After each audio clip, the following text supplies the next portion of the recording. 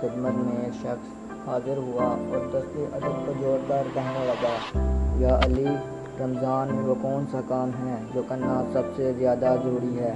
تو امام علی علیہ السلام نے فرمایا، اے بندہ خدا، یاد رکھنا اللہ نے رمضان کے روزے انسانوں پر اس لیے فرض کیے ہیں تاکہ لوگ اپنی نیت کو صاف کر سکیں، اپنے نفس کی اصلاح کر سکیں، اپنے وجود کو اپنی خواہشات سے ہٹا کر اپنے آپ کو آخرت کی بھلائی کی طرف لگا سکیں، آپ کو ویسا بنا سکیں جیسا اللہ اس کو دیکھنا چاہتا ہے۔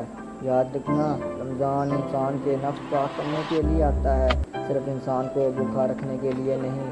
اللہ اپنے بندوں سے یہ چاہتا ہے کہ روزہ رکھنے کے بعد وہ بار بار اس بات کو مان لیں کہ کوئی جس نے اس کو پیدا کیا ہے وہ پوری کائنات کا خالق و مالک ہے، جو اس انسان کو بھی دیکھ رہا ہے۔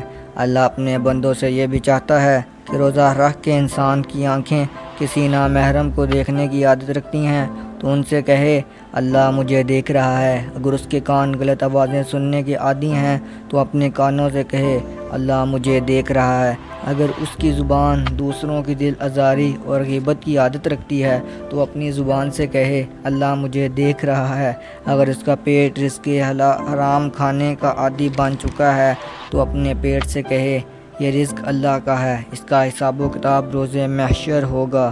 اگر اس کی نیت انسانوں کے لیے بد ہوتی ہے تو اپنے نیت کو پاک رکھے اور بار بار اپنے آپ سے سوال کرتا رہے کہ رمضان میرے وجود کو پاک کرنے کے لیے آیا ہے، صرف بھوکا رکھنے کے لیے نہیں۔ شخص اگر رمضان 30 دن اپنی نیت صاف کرنے کی کوشش کرنے تو عید کے دن اللہ اپنے فرشتوں کو بلا کر کہے گا، یہ شخص پورا سال شیطان کے بہکاوے میں رہا، لیکن ایک ماہ میں میرا بندہ ویسا ہو گیا جیسا اسے میں دیکھنا چاہتا ہوں۔